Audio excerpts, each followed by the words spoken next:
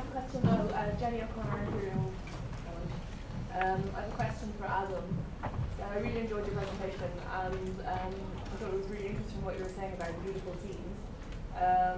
So I'm just kind of wondering about the what you were saying about, like, designing in choice opportunities for users.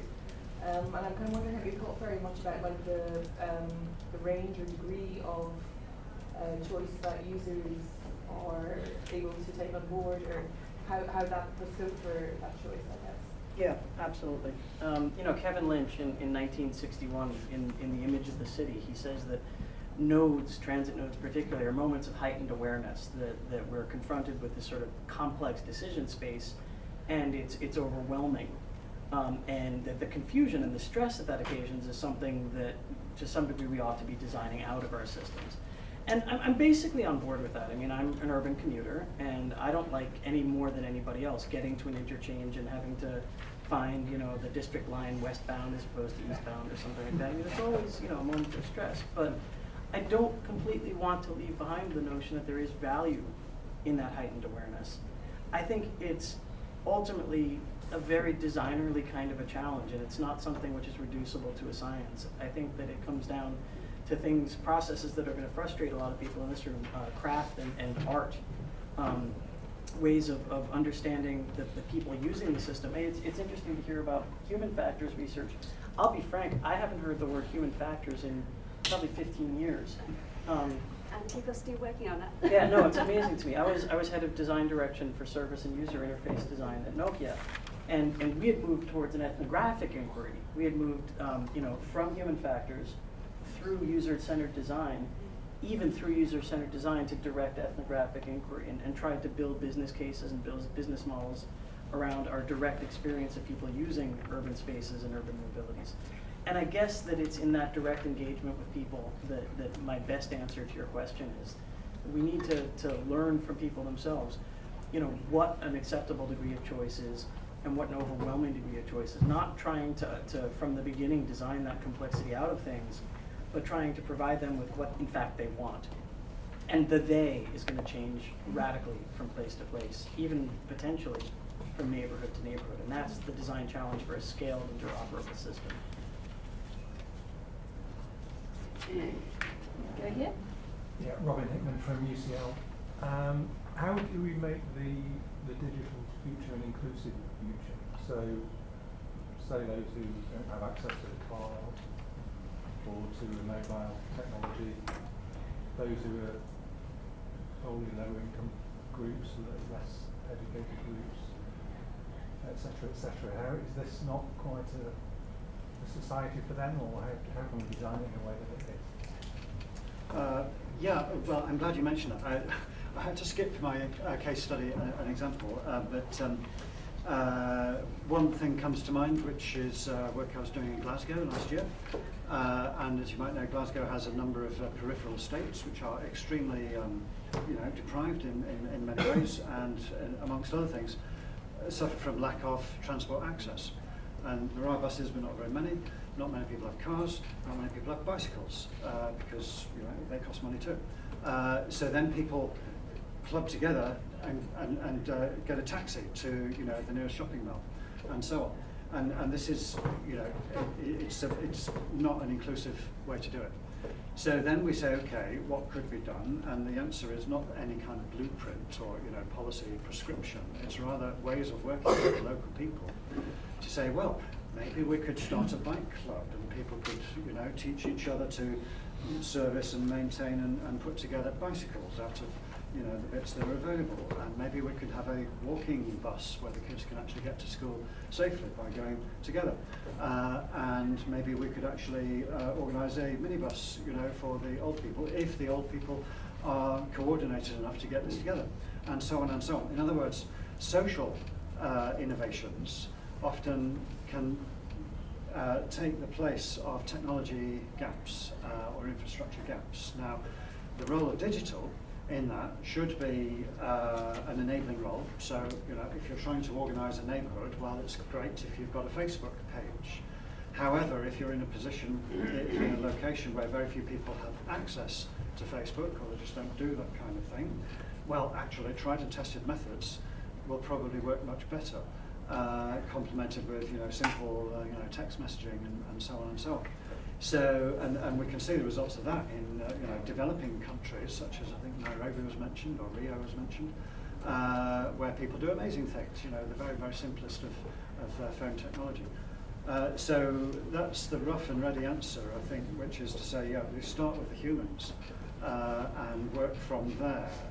It's not a blueprint or a 10-point list. It's rather ways of working. Yeah. I think I think you covered pretty much everything I wanted to say. And more than that. My way of answering is a little different. Maybe I mean to endorse everything you're saying, but I start from the notion, Enrique Peñalosa likes to say that paradise is not where every poor person in the city has access to a car, it's where rich people take public transport.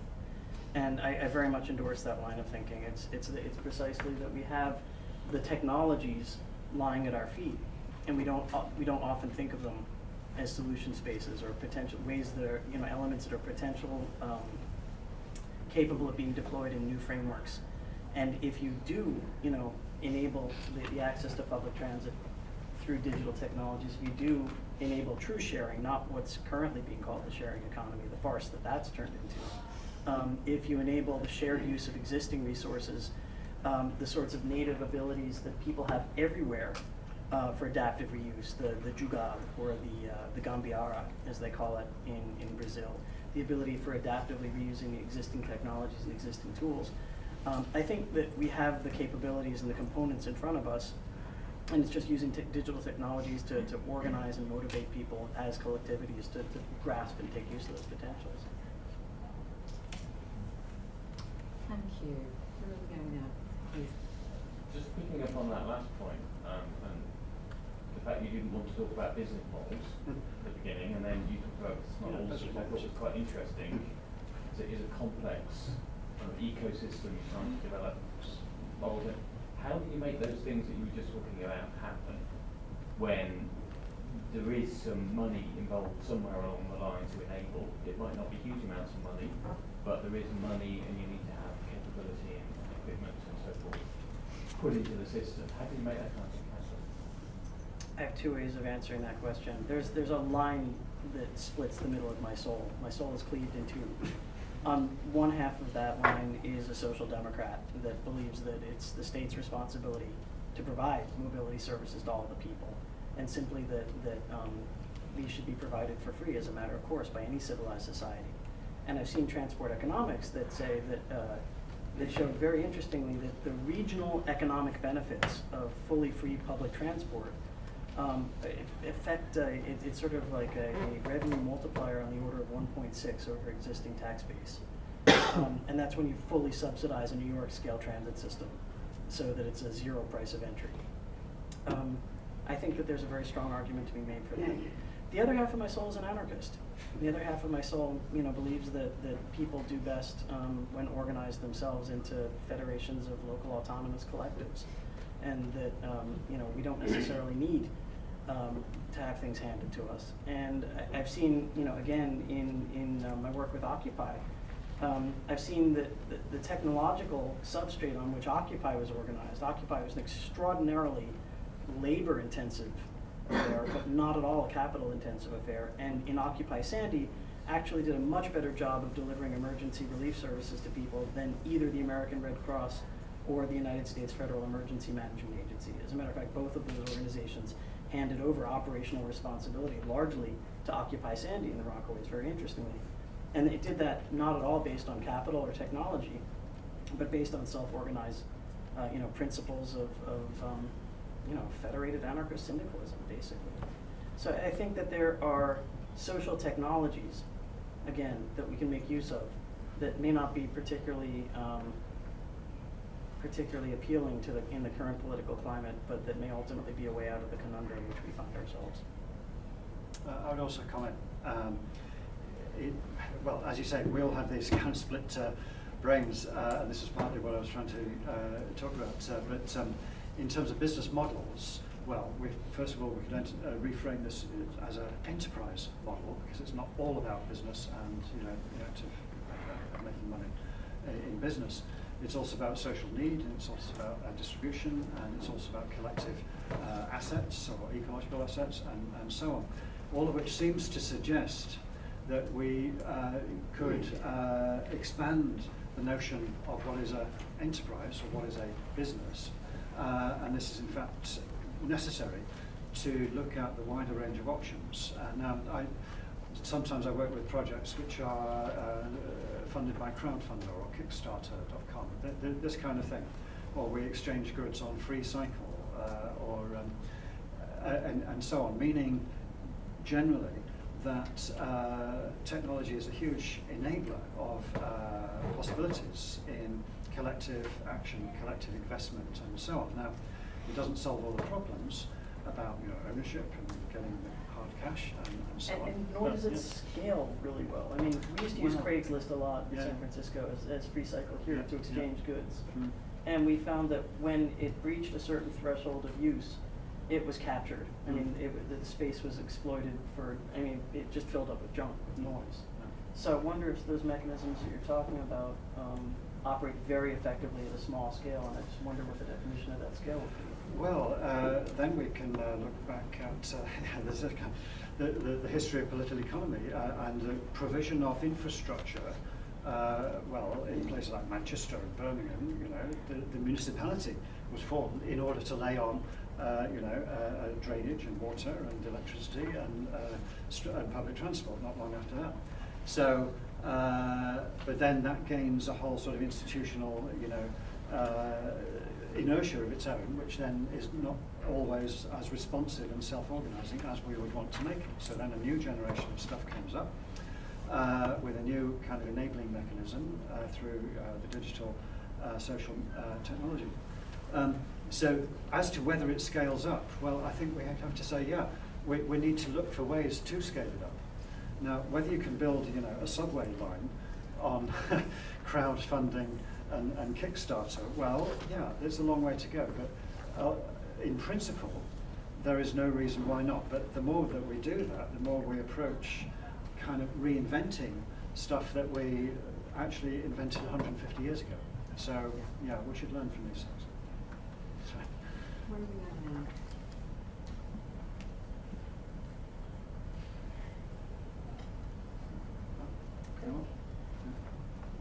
Gentleman in the back.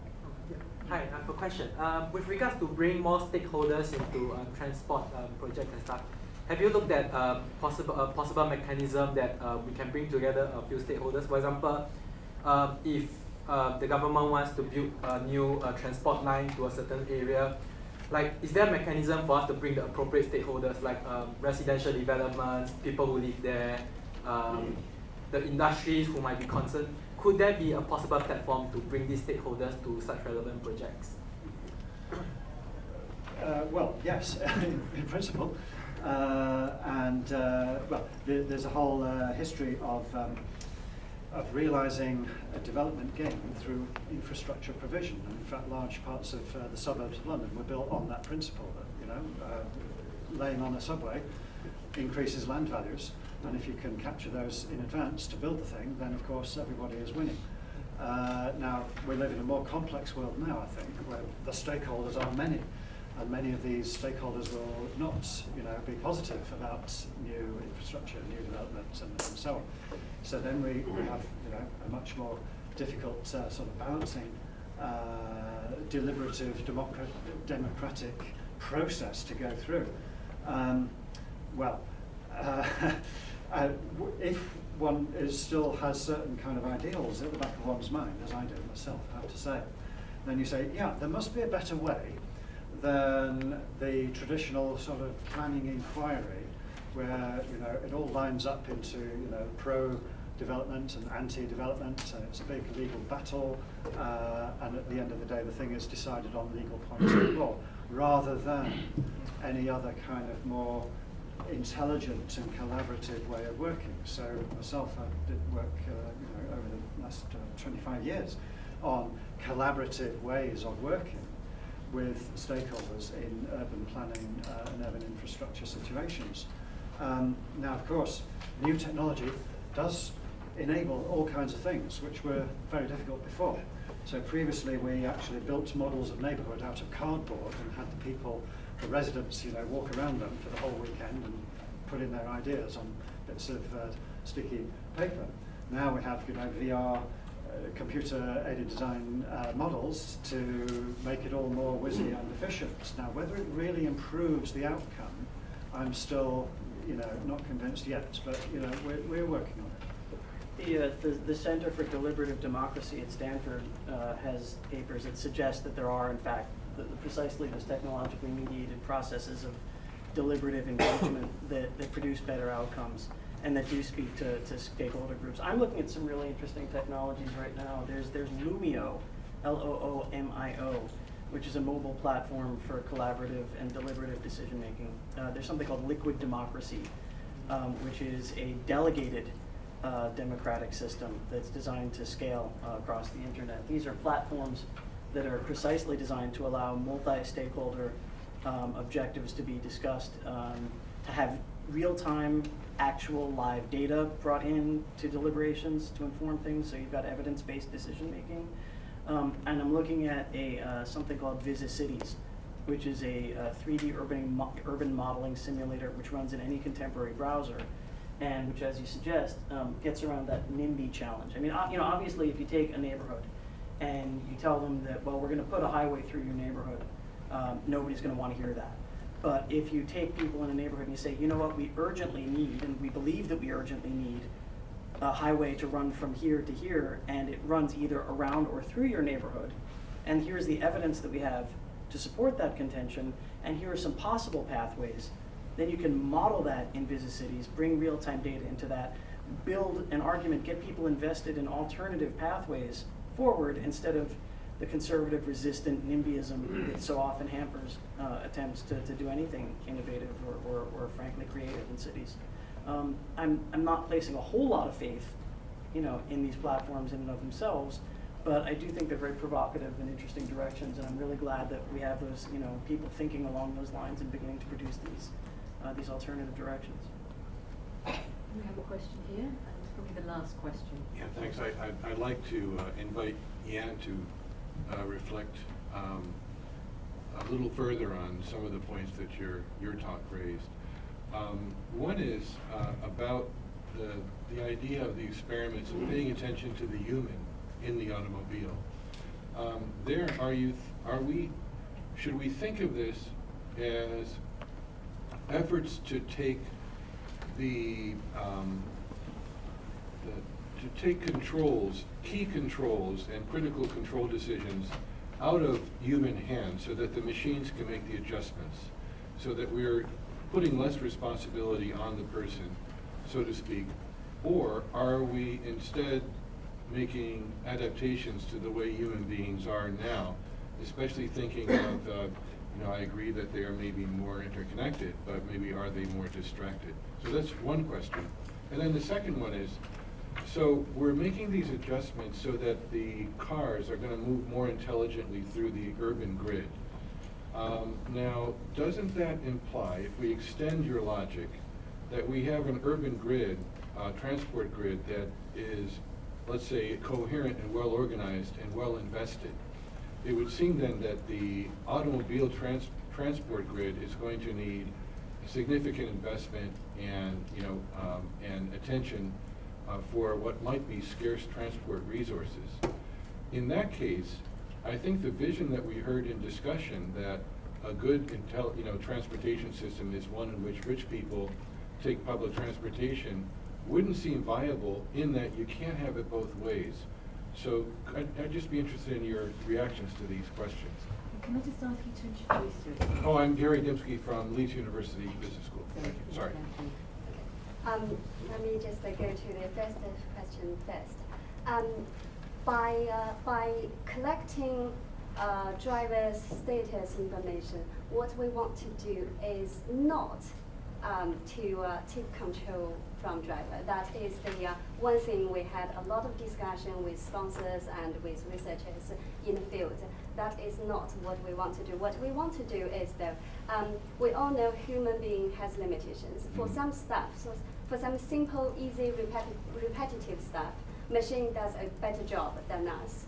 But for the whole control of making decisions, what I don't say there will be drivers who want to tell your car that could you drive the car, and I just sit here wait until things happen.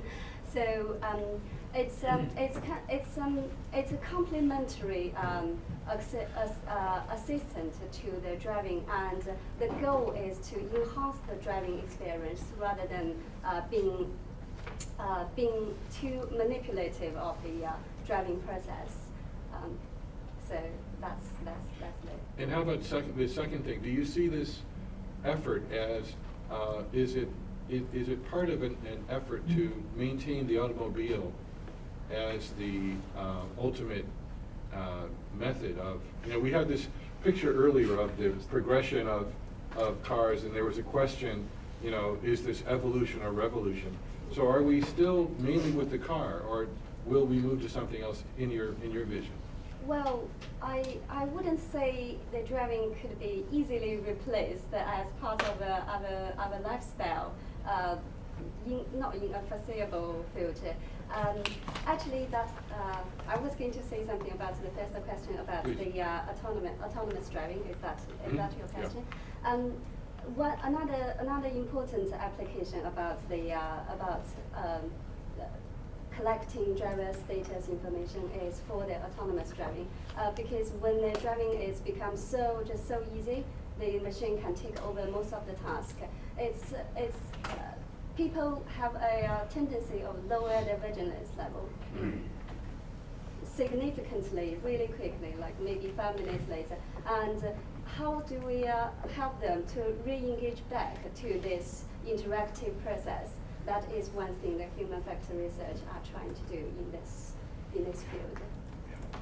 And I'm trying to get my students to do that in my lectures too. Maybe I can help you to convince him. I'm afraid that we've just run out of time, so I think that if there is more discussion, maybe the two of you can take it to coffee break.